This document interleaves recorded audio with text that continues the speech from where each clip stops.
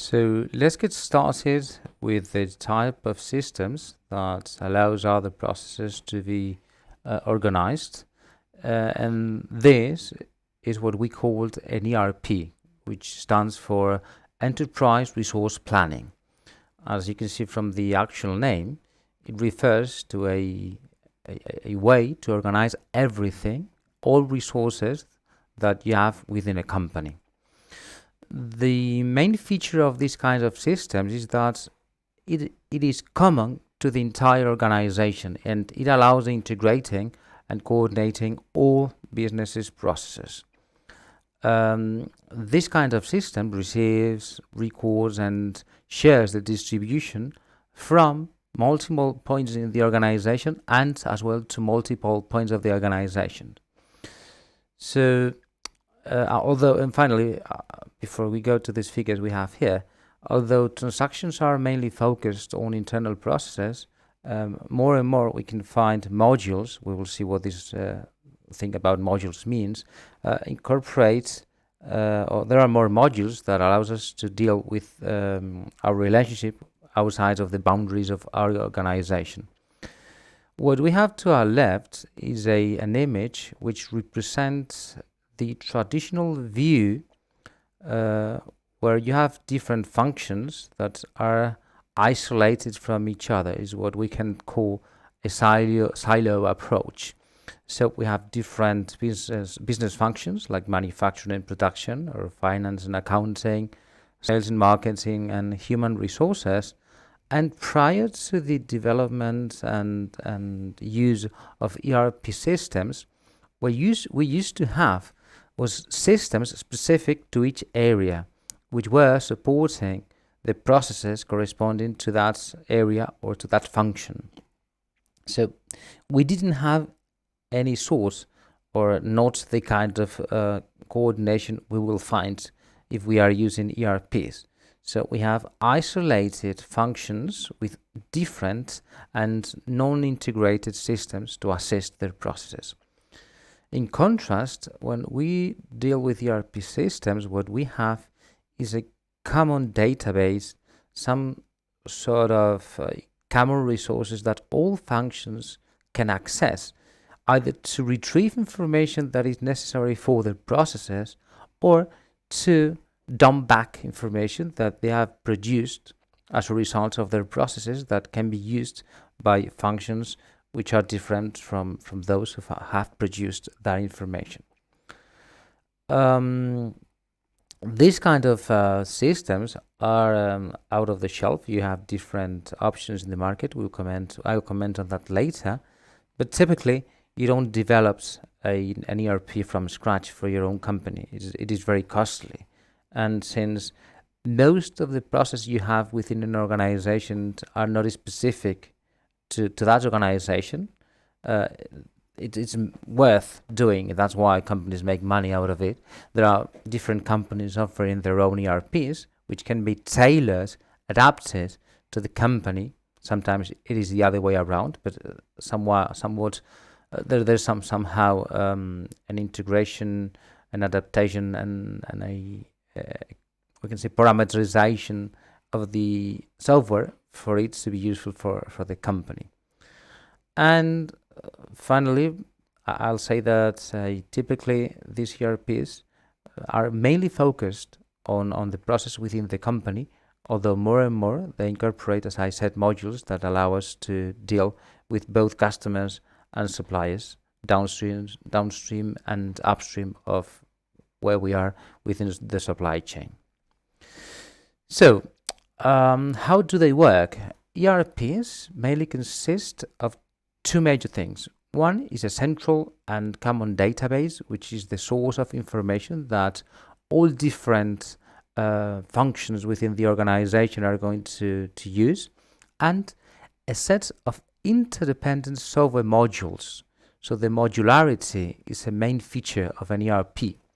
We will see a different image representing this later, but the point is that there is a main source of information and different modules that allow or enable the processes or facilitate the processes of different business areas within our company. But they go back and forth to this database, either, as I said before, to retrieve information they'll need or to upload information that they have produced. And these modules are structured around predefined business processes, which makes total sense because each module is supposed to assist some area within our company. And we have an example here of how the information flows, where we have the different modules interacting with the database, this information flow allow every function to perform as it's supposed to do, and to make the company work according to expected. So what we have here is there are 3 departments: sales, accounting, and manufacturing, and these 2 rectangles here correspond to actions or processes within the area of sales. This down here corresponds to accounting, and these 2 yellow ones correspond to manufacturing. What we would have is, within the module of sales, we could generate an order if we need to satisfy the need of a customer. When we generate it, we can submit it. Okay, we'll log that information within our system, and that might lead to a process which is a responsibility of the accounting department, which is checking if the customer has credit or not. If it does, we can approve it. If not, we would have a different branch coming out of this rectangle here, which would be rejecting the order or talking to the customer or whatever we could do. But in this case, what we did is approving the credit, and that leads to another process within this department, which is generating the invoice we will have to send to the customer, and then manufacturing gets involved because they have to assemble the product and eventually ship it. So the point here is that these processes up here, or these in the middle of the last ones, occur or take place within different modules within the ERP. But since they are interrelated, they share information so that one process triggers another one, and so on. And the whole thing occurs in a smooth manner.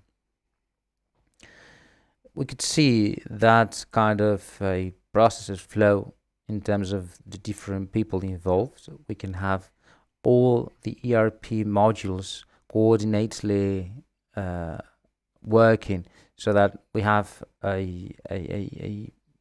an order delivered and eventually passed from the quote phase, and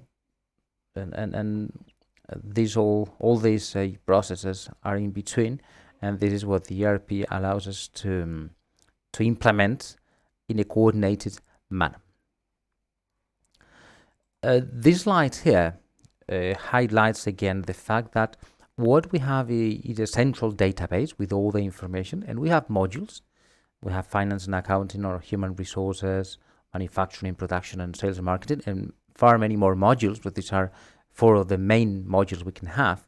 And these are processes that are managed within each of these modules. But as a result of each process, we have information being exchanged, and that can be used, and it's very useful for coordinating the different processes. For example, we can have information introduced into our central database from human resources. When we have people hired, we might have some records regarding the skills of our workers, so that when we go to the manufacturing processes and we have to come up with the production schedules, we need to know who can do what, so that according to the skills that human resources recorded, we can actually come up with a plan or a schedule that is doable, because we are assigning tasks to workers whose skills are suitable for the task they will have to perform. This is a very simple example of how this information flows allows us to make use of the information generated in one module to be useful in a different one. This is an example of one of the options we have in the market. This is a SAP, which is one of the major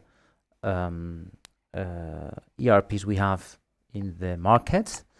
And we have different functions. We have FICO, which means finance and controlling, human resources, materials management, sales and distribution, and production planning. Okay, and we have different sub-modules. They organize their different modules, as you can see here. I'm not going to get into the details, but this is one of the options we can have out there and that we could use to implement within our organization. This is one of the biggest ones in terms of market share that we can find in the companies all over the world. But we also have other options which are not